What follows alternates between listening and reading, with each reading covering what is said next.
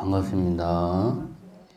지난 시간에 우리가 천수경을 가지고 어떻게 천수경이 구성이 되어 있나 이런 이야기를 했습니다. 오늘은 이 천수경이라는 경이 가지고 있는 어떤 특징, 다른 경전과 비교해서 어떤 점이 다른가 하는 이야기를 좀 하고, 또 시간이 좀 남으면 구절을, 각각의 구절들의 내용들을 한번 공부하고 풀어보는 그런 시간을 가지도록 하겠습니다. 이 다른 경전하고 다르게 우리가 기도를 할 때나 뭐 이런 예불을 할 때나 불공을 드릴 때나 항상 독경하는 경전이 두 가지가 있죠. 뭡니까? 천수경하고 반야신경 두 가지죠. 이 두 가지는 웬만하면 독경을 합니다. 물론 이제 제사 지낼 때 뭐 건강경 독경하기도 하고, 원각경 보안보살장 독경하기도 하고, 뭐 가끔은 지장경도 뭐 독경하기도 하고 합니다만, 천수경과 반야신경은 웬만한 기도나 불공에는 항상 우리가 하고 있습니다. 왜 그러냐 하면, 일단 반야신경은 부처님의 가르침의 핵심을 그 짧은 한 페이지가 채 안 되는 짧은 그 경전 안에 다 그걸 담고 있기 때문에 반야신경은 그야말로 부처님 가르침의 정수를, 액기스를 담고 있다. 또 이게 짧으니까 우리가 이걸 항상 부처님의 가르침을 우리가 되새기자, 이런 의미에서 반야신경을 하고요. 이거는 충분히 뭐 이해가 됩니다. 그럼 천수경은 왜 우리가 기도나 불공을 드릴 때 천수경을 할까 하면, 천수경은 반야신경과는 조금 다른 이유가 있습니다. 천수경이 다른 경과 다른 특징 중에 하나가 뭐냐 하면 진언이 아주 많아요. 그죠? 천수경은 뭐 정구업 진언부터, 천수경 자체가 신묘장구 대다라니가 중심이지 않습니까? 신묘장구 대다라니라고 하는 다라니, 진언이죠, 일종의. 그게 중심이 되고요. 그 외에도 뭡니까? 정구업 진언, 개법장 진언, 준재 진언, 하여튼 많은 진언들이 천수경 안에 있습니다. 다른 경전에는 그렇게 진언이 많은 경전이 없어요. 천수경은 유독 진언이 많다. 이게 천수경의 특징입니다. 진언이 많다는 것은 이게 이제 밀교적인 성격이 강하다, 이렇게 이야기할 수가 있어요. 진언이 뭔지는 다 아시죠? 진언은 말 그대로 진언, 참된 말, 진리의 말. 네, 평소에 거짓된 삶을 사니까 진언이라는 말을 하니까 놀라가지고 저러는 거예요. 진리를 담고 있는 말, 그런 뜻입니다. 근데 이제 그런 뜻에서 국한되지 않고 실천적으로 어떤 진언이라고 하는 그 일종의 범어, 그 안에는 어떤 에너지, 힘이 있다는 거지. 그 힘, 어떤 힘? 우리가 그 진언을 많이 하면 신통력이 생기고, 만수무강하고, 병이 낫고, 이런 힘이 아니고, 어떤 힘입니까? 수행의 힘. 수행의 힘이란 번뇌를 물리치는 힘. 그런 그 힘이 진언에 그 기운이 들어가 있다 라고 생각해서 진언이라고 그러는 겁니다.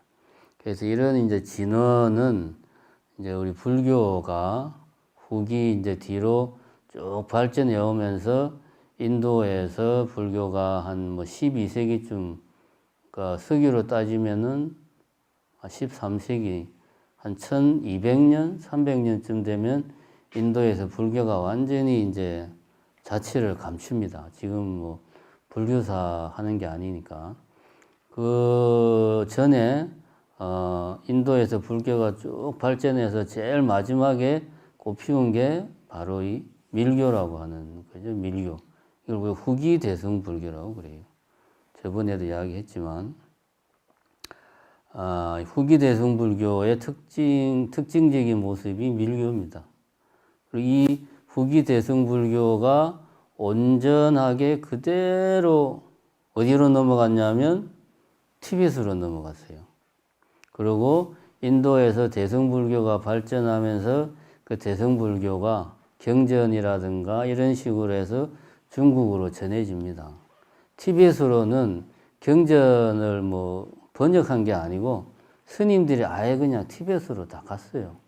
아예 스님들이. 그러니까 티베트 불교는 인도 후기 대승불교를 그대로 그냥 옮겨갔다고 보면 됩니다. 거기에서 티베트의 뭐 고유한 그 티베트의 고유한 종교였던 이름을 까먹었네. 뭔 종교가 있습니다. 하여튼 만교인가 뭐 하여튼 그것과 또 좀 결합하는 부분이 있긴 하지만 어쨌든 인도에서 불교가 발전한 가장 마지막 모습이 그대로 티베트로 넘어갔다. 그때를 우리가 이제 밀교라고 이야기를 합니다. 밀교의 특징이 진언을 중요시한다 하는 것이 밀교의 특징입니다. 사실 밀교는 저도 잘 모르고요. 잘 모르는데 우리나라 불교는 보면 밀교의 흔적이 아주 많습니다. 우리 사시불공할 때 진언을 뭐 엄청나게 많이 하잖아요. 그죠? 뭐 보소총 진언, 뭐 유예 진언, 뭐 보공양 진언, 뭐 무슨 진언, 우리 뭐 뭔 뜻인지도 모르고 진언을 많이 합니다. 우리가 제 지낼 때도 진언을 많이 하고, 이게 우리도 모르게 우리나라 불교 안에 밀교의 영향이 아주 강하게 남아 있습니다. 그래서 우리가 밀교를 전혀 모르고는 우리나라 불교, 지금 우리의 신행생활을 제대로 하기가 힘들어요. 이 밀교의 특징은, 밀교를 한마디로 이야기하자면은 세 가지라는 표현을 씁니다. 세 가지 비밀스러운 것이 세 가지 비밀스러운 것을 통해서 가피를 받아가지고 이 지는 이제 섭지할 때 지잖아요. 섭지라는 말은 섭은 섭수한다, 끌어당긴다. 지는 내가 이제 이렇게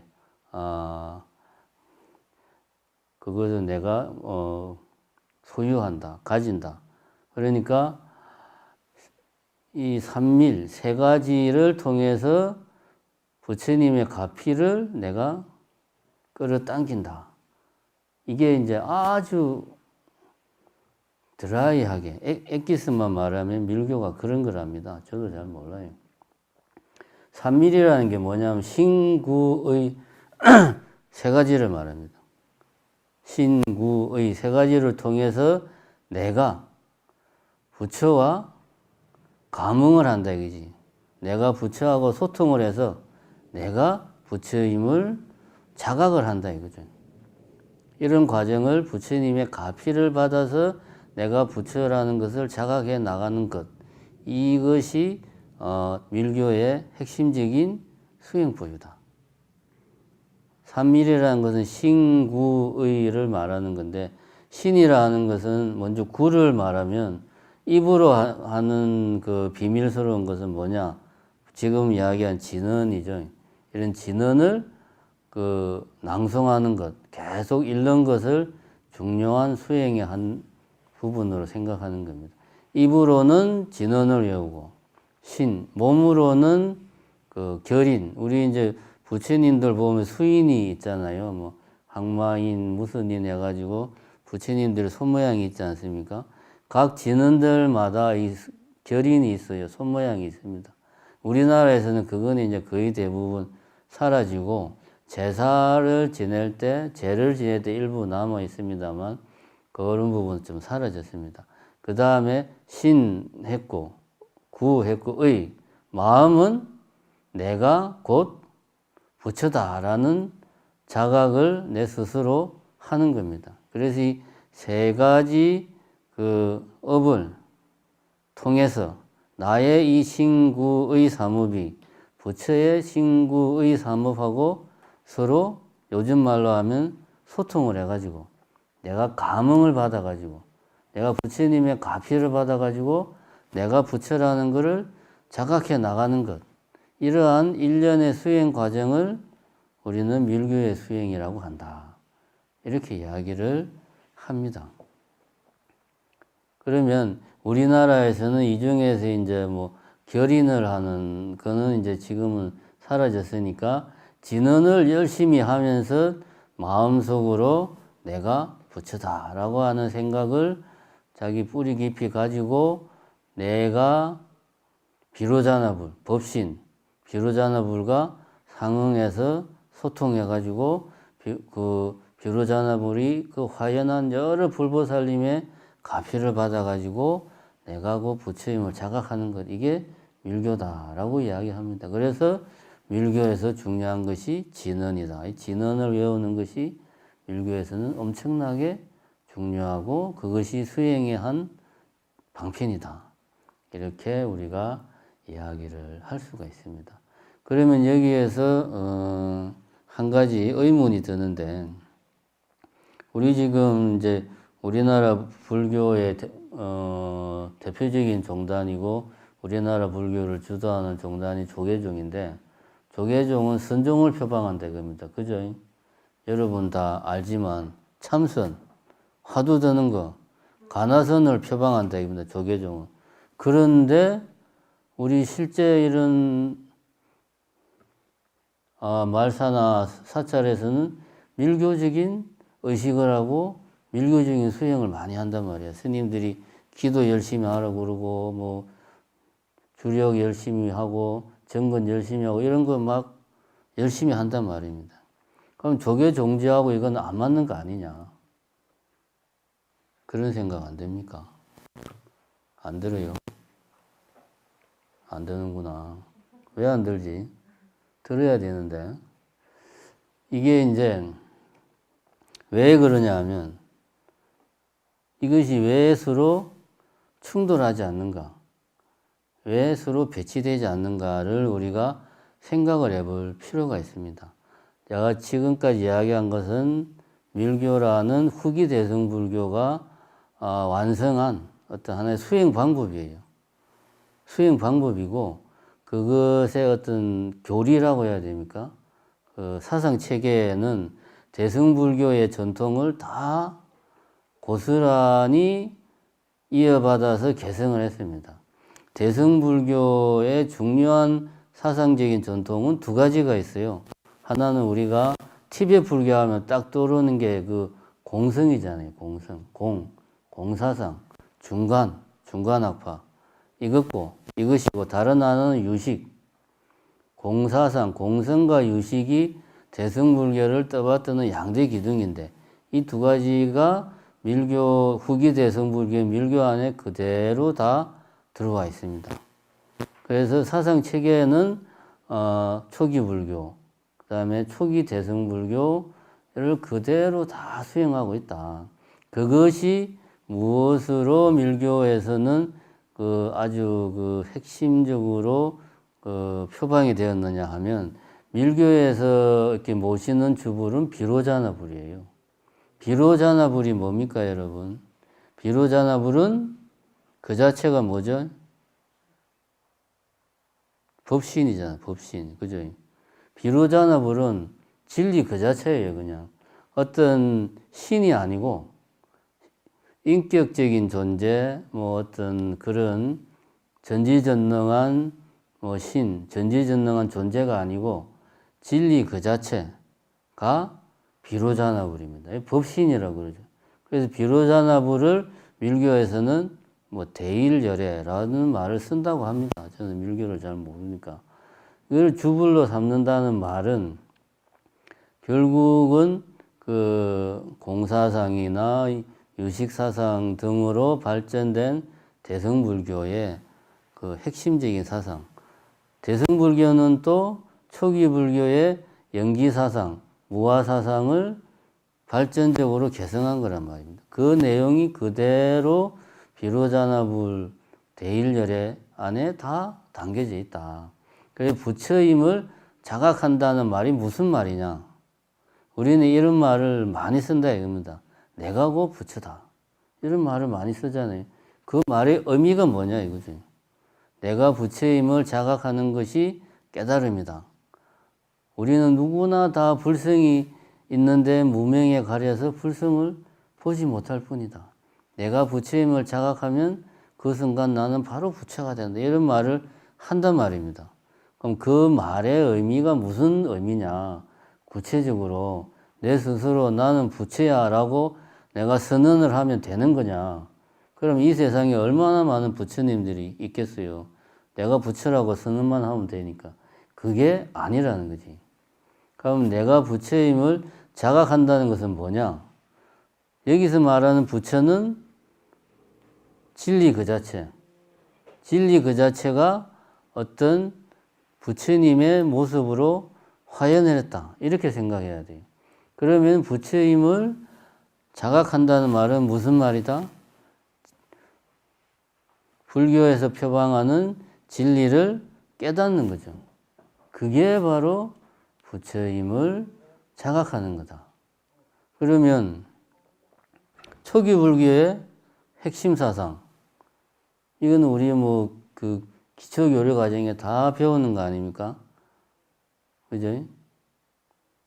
재행무상, 그 다음 뭐죠? 재행무상, 재범무와 일체계고, 그죠? 요거 세 가지란 말입니다. 이 세 가지의 내용은 우리는 이걸 표현하기를 연기 내지는 공이라고 개념적으로 표현을 합니다. 이것이 대승불교에서 발전하면서 공사상으로 유식으로 아주 정교한 체계가 만들어졌고, 밀교는 이것을 비로자나불 대일열애라고 하는 부처님의 모습으로 이거를 이제 어떤 실천적으로 변환을 시켰다.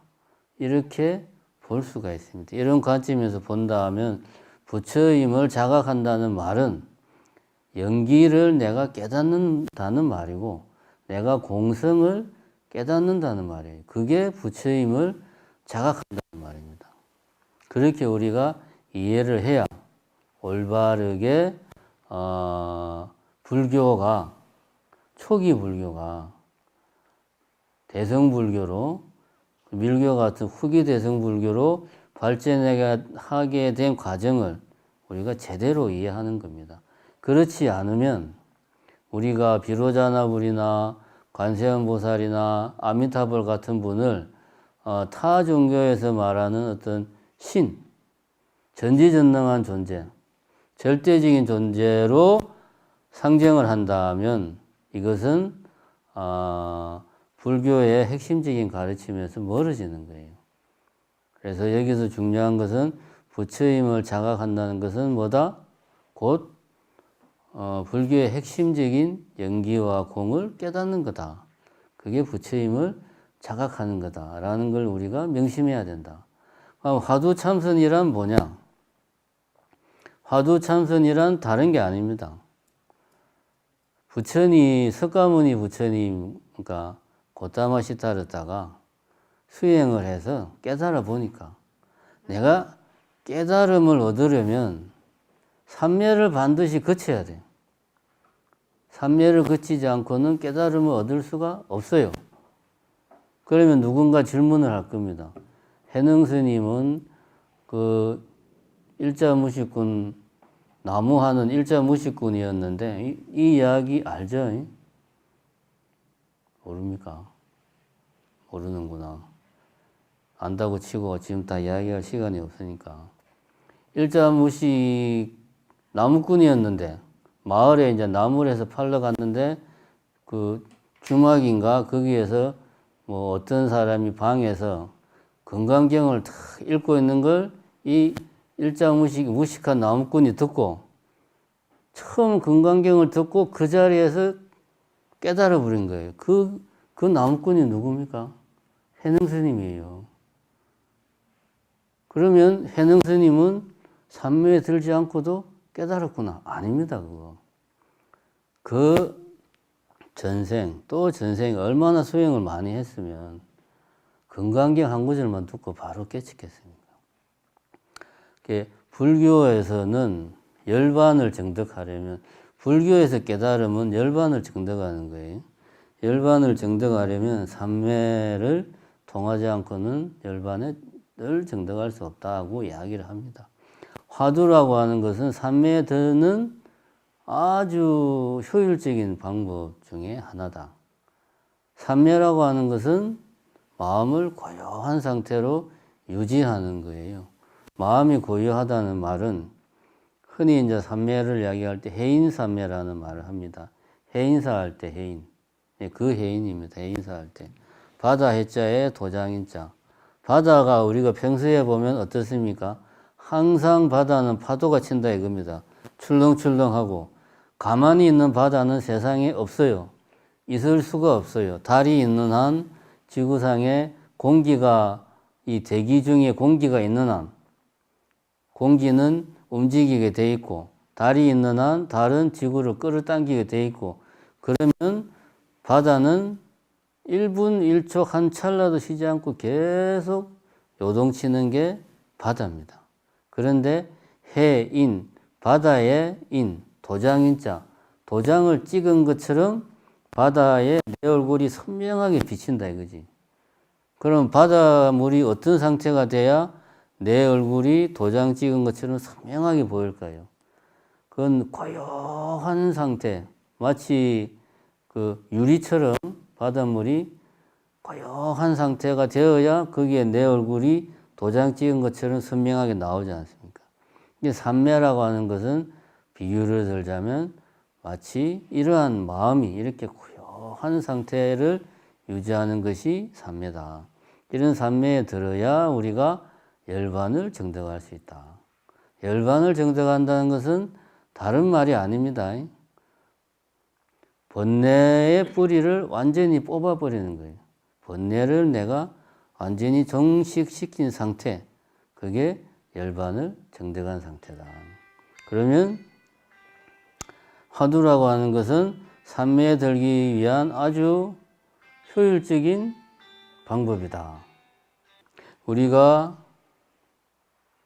주력을 하고, 그러니까 진언을, 그러니까 우리가 밀교라는 것도 모르고 우리는 일상적으로 진언을 열심히 하고, 막, 신매장구 대다로운 일을 7독을 하고 21독을 하고 막 한단 말입니다. 왜 그렇게 하느냐? 삼매에 들기 위해서 그렇게 하는 거예요. 내가 그렇게 해서 소원 성취를 하기 위해서 그렇게 하는 게 아닙니다.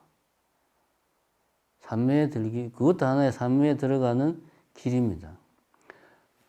고타마 시타르타가 찾은 방법은, 수행의 방법은 위파사나와 사마타라고 하는 수행의 방법을 고타마 시타르타는 제창을 했고, 그 당시 인도, 그 이후 인도, 불교 이전에도 있었고 불교 이후에도 진언, 만트라를 독성하는 게 인도의 수행 전통에 아주 중요하게 존재하고 있었어요. 불교가 이것을 흡수를 했습니다. 그러한 수행 전통을. 왜냐? 이 이파사나나 사마타 수행이 쉽지가 않으니까. 근데 진언을 막 독성하는 것은 잘 모르는 사람도, 수행의 경험이 일천한 일반인들도 쉽게 접근할 수가 있으니까. 그래서 불교에서 그거를 수용을 한 겁니다.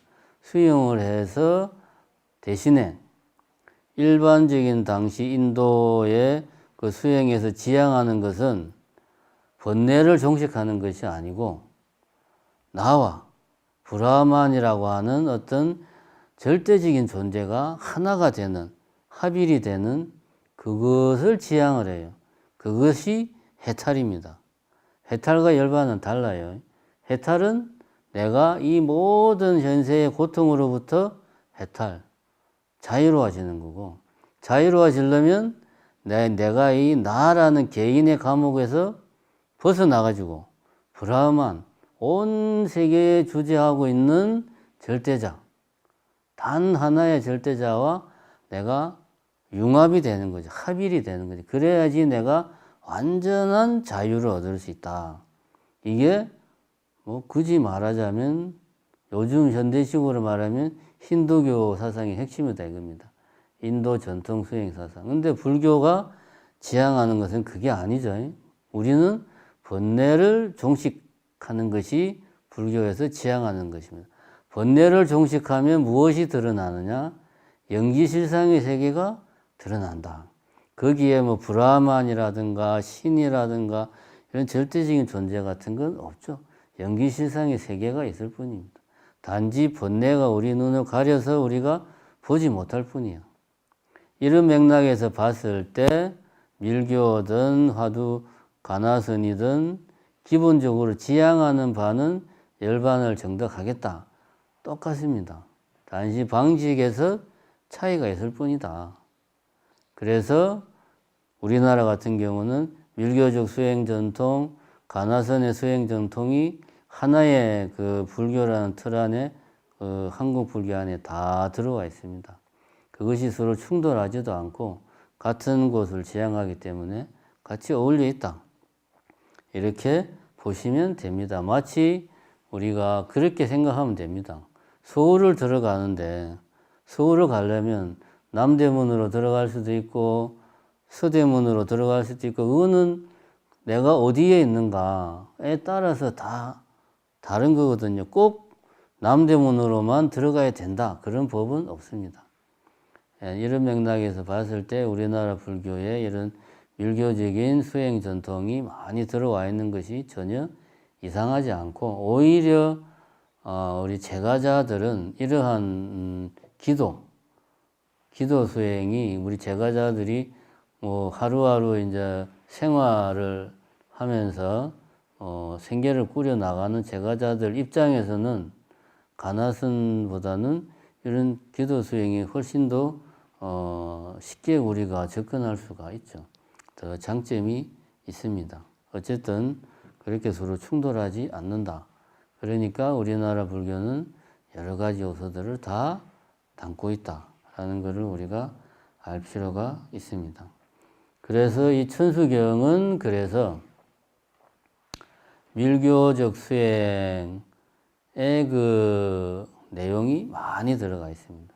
그래서 신묘장구 대다라니가 경전의 중심에 있고 그 앞에 기하는 내용이 들어갑니다. 그죠? 기이라고 하는 것은 내가 부처님께 돌아가 의지하는 거다.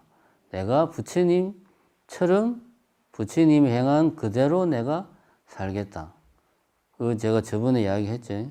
삼보에 기이하는 거. 그 내가 그 부처가 되는 겁니다. 기이하는.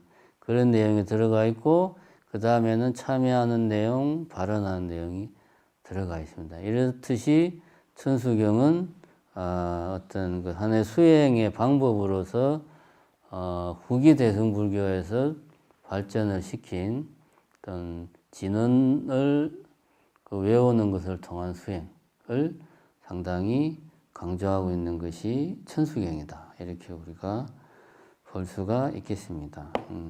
그러면은 천수경 앞에 조금만 해보고 끝내도록 합시다. 천수경 몇 페이지인가요? 여러분들이 보기에는 한문 천수경을 보는 게 한글 천수경은 댁에 가셔서 다시 한번 더 복습하면서 보시고요. 내용을 이해하는 데는 한문 천수경이 더 낫습니다. 자, 처음부터 봅시다. 45페이지 천수경 이름이죠. 경의 이름. 정구업진은 이거는 구업을 청정하게 하는 진언이다. 오방 내외 아니 제신진언.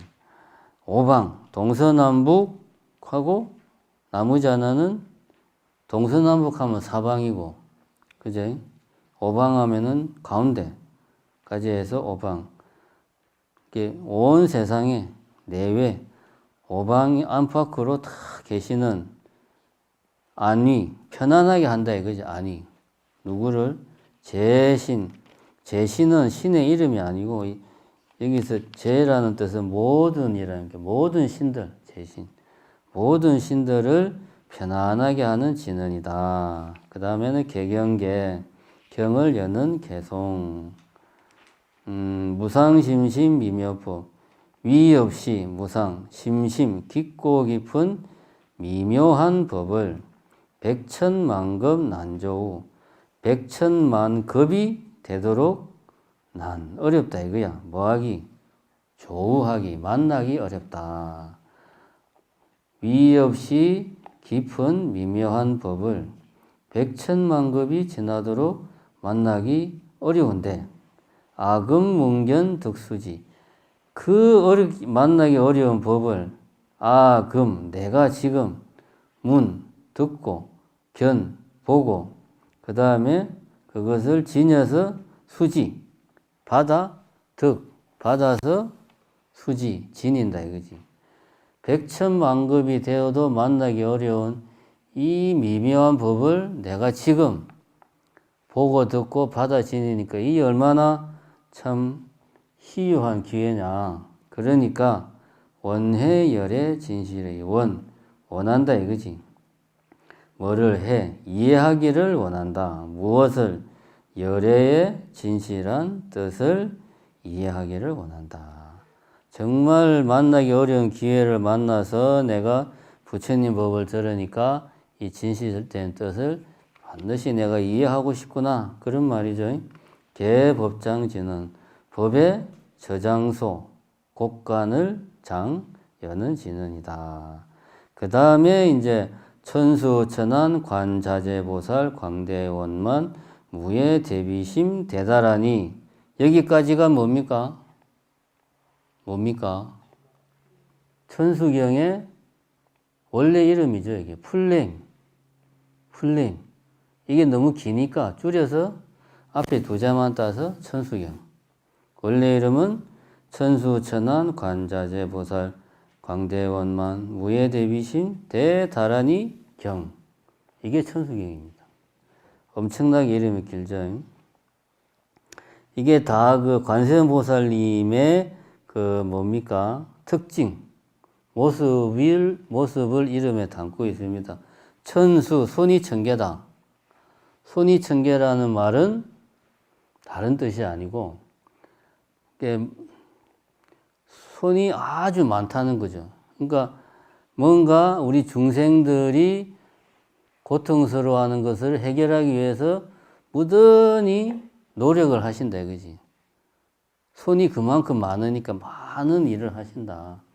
엄청나게 많은 중생들을 위한 보시행을 한다. 그런 말이죠.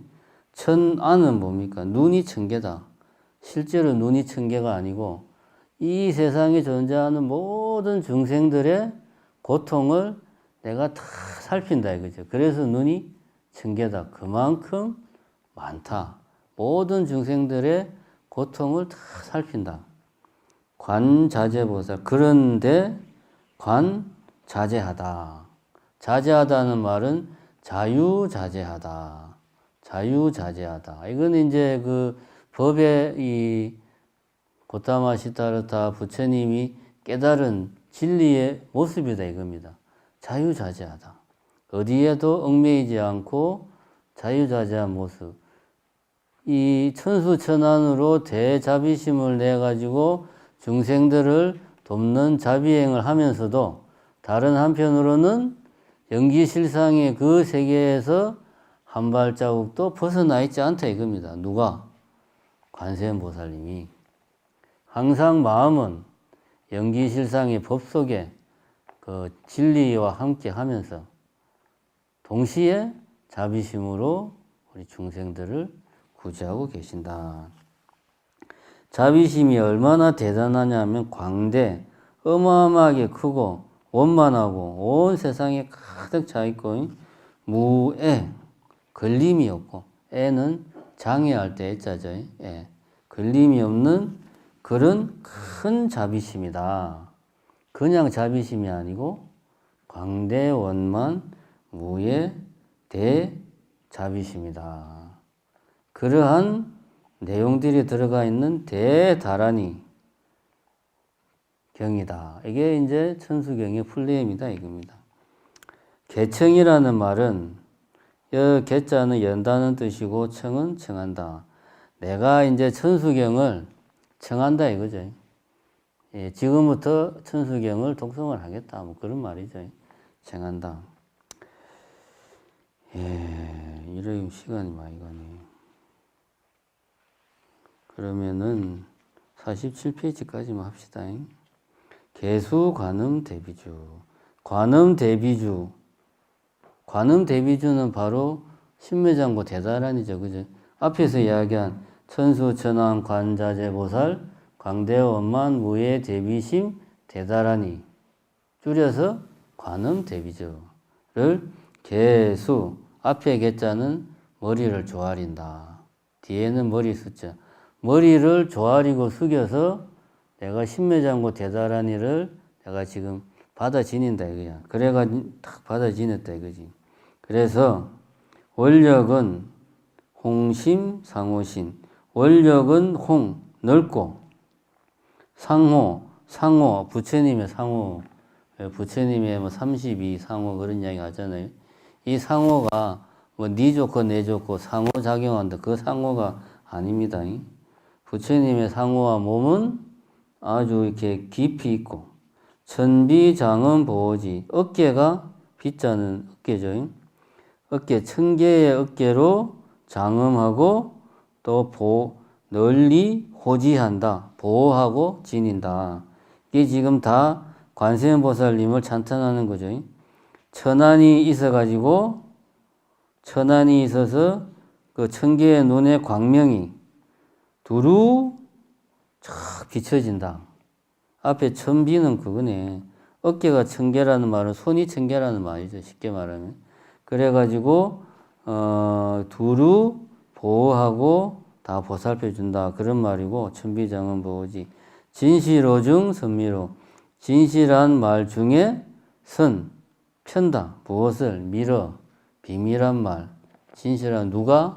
관세음보살님이 여기서 밀어는 뭐 신묘장구 대다란이일 수도 있고 부처님의 진리일 수도 있고 그렇죠. 그 다음에 무의심 내 기비심. 무의심 안에 비심, 자비심을 일으킨다. 누가? 관세음보살이. 자, 요 부분이 요건 좀 이따 설명하고 나머지는 뭐 간단하니까요.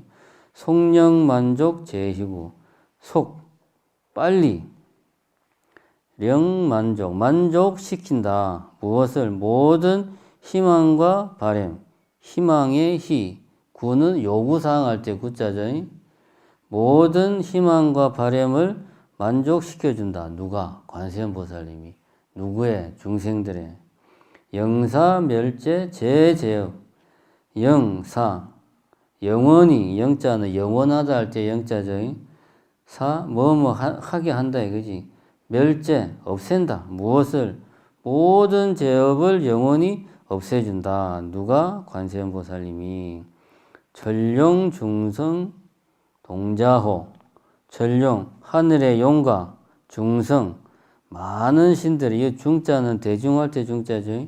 하늘의 용과 많은 신들이 함께 자비로운 마음으로 옹호해 주시니 백천삼매 도는 수. 삼매가 한 개가 아니고 백천개의 삼매로 단박에 훈수. 내가 수행을 내가 아니구나. 백천삼매로 또 관세음보살님이 그렇게 수행을 하신다. 그래서 수지, 신시, 광명당. 바다 지니는 수지, 신, 몸은 곧 광명당. 광명의 깃발이고 수지, 심시, 신통장. 바다 지닌 마음은 곧 신통한 장, 어떤 저장소, 창고다. 그런 말이죠. 세척, 진로, 원재해, 조정고리, 방편문. 진로, 티끌들을 세척 모두 씻어내어서 원컨대 재, 걷는다. 어디를? 바다를. 고통의 바다겠죠. 모든 티끌, 번뇌를, 티끌은 번뇌죠. 모든 티끌, 번뇌를 세척을 해서 바다를 건너기를 바란다. 그래서 초증, 보리, 방평문, 진리, 지혜의 방평문을 정덕해서 뛰어넘는다. 그런 말입니다. 요 다음부터는 이제 자기가 기이하는 내용이고, 이렇게 이제 관세음 보살님을 찬탄을 하는데, 여기에서 한 가지만 이야기하고 끝냅시다. 무의심내 기비심이라. 무의심, 함이 없는 마음 안에서 일으킨다. 무엇을? 비심, 자비심을 일으킨다. 이게 무슨 말이냐? 무의심이라는 게 뭐, 자비심은 우리가 잘 아는 거죠. 자비라는 말은, 자자는 어머니의 마음처럼 자애롭게 보살피는, 따뜻하게 보살피는 게 자고, 비는 슬퍼한다 이거지. 무엇을? 상대방의 고통과 아픔을 내 아픔인 것처럼 아파하고 슬퍼한다. 즉 공감한다. 그러니까 자비심은 두 가지로 구성이 되어 있어요. 공감하고 보살펴주고, 이 두 가지 마음이 자비심의 마음입니다. 이러한 자비심이 일어나는데 어디에서? 무의심, 함이 없는 마음에서 자비심이 일어난다. 그럼 무의심이 있으면 반대로 뭐가 있을까요? 함이 있는 마음이 있겠지. 유의심.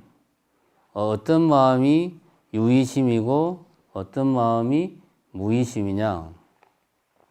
유의, 무의 이런 표현은 이제 중국의 도교의 영향을 받은 표현인데, 자, 우리가 생각을 해보자. 우리 중생계는 그거죠. 욕계죠, 욕계. 우리 중생들을 움직이는 기본적인 동력이 뭡니까? 욕계니까 뭐죠? 욕망. 그죠? 우리 중생들을 움직이는 기본적인 동력은 욕망입니다. 배가 고프니까 밥을 먹고 싶다. 잠이 오니까 잠을 자고 싶다. 가난하니까 부자가 되고 싶다. 욕망이잖아요. 우리 중생을 움직이는 것은 욕망입니다. 그 욕망에 따라서 우리가 뭔가 하는 것이 유의심이에요. 우리가 가만히 생각해 보면 우리 24시간 행동 하나하나는 다 유의심입니다. 내가 자각하지 못하고 하는 행동도 따지고 보면 본능에서 나온 거예요. 본능이라는 것은 욕망입니다. 우리의 행동은 다 유의심에서 나오는 거예요. 그런데 관세음 보살님이나 이런 부처님이나 이 열반을 정득해서 깨닫고 나면 그런 유의심이 아니고 무의심으로 모든 행동을 하는 거예요. 욕망이 동력이 되어서 행동을 하는 것이 아니고 자비심으로 행동하는 겁니다. 그래서 무의심 내 기비심이다. 이걸 왜 유의, 무의라는 표현을 쓰냐? 욕망이 우리 중생들, 이 욕계 중생들은 왜 욕망이 일어나는가? 제가 아까 말했죠. 돈이 없으니까 돈을 많이 벌고 싶다. 지금 내가 가지고 있는 돈이 내가 생각하는 기준보다 작으니까 더 많이 벌고 싶다. 배가 고프니까 밥을 먹고 싶다. 그러니까 내가 생각하는 어떤 그 배가 부른 정도의 기준에 못 미치는 거예요. 부족한 거예요. 그죠? 결여되어 있는 거예요. 뭔가가 부족하고 결여되어 있어요. 그것을 채우기 위해서 욕망이 생기는 겁니다. 그럼 부족되거나 결여된 게 없으면 욕망이 안 생기겠죠. 그럼 여기서 우리가 생각을 한 걸음만 더 해보자. 뭔가가 부족하다는 말은 항상 어떤 기준이 있어요. 그 기준에서 모자란 겁니다. 기준이 없으면 부족함도 있을 수가 없어요. 기준이 있으니까 부족하다는 생각을 하는 겁니다. 그 기준이 뭐냐? 나라는 틀이 내한테 항상 있는 거예요. 그 나라는 틀에 예를 들면 밥이, 예를 들면 돈이, 예를 들면 명예가 충분히 채워지지 못했다 이거지. 그러니까 이걸 내가 채워야 되겠다 해서 욕망이 생기는 겁니다. 결국 욕망은 어디에서 비롯된다? 내가 있다는 아주 뿌리 깊은 착각에서 욕망이 비롯되는 겁니다. 그러니까 이 내가 있다는 착각, 이게 바로 무명이죠. 이게 번뇌의 뿌리단 말입니다. 이거를 뽑아버리고 나면 모든 행동은 자비심에서 일어나는 거죠. 욕망이 아니고. 왜냐? 내가 없어졌으니까. 그래서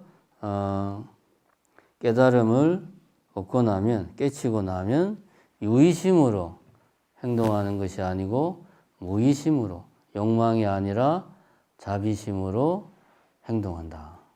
그게 관세음보살님의 모습이다. 이런 이야기를 하고 있습니다. 다음에는 또 다음에 기회가 되면 이어서 하도록 하겠습니다. 감사합니다.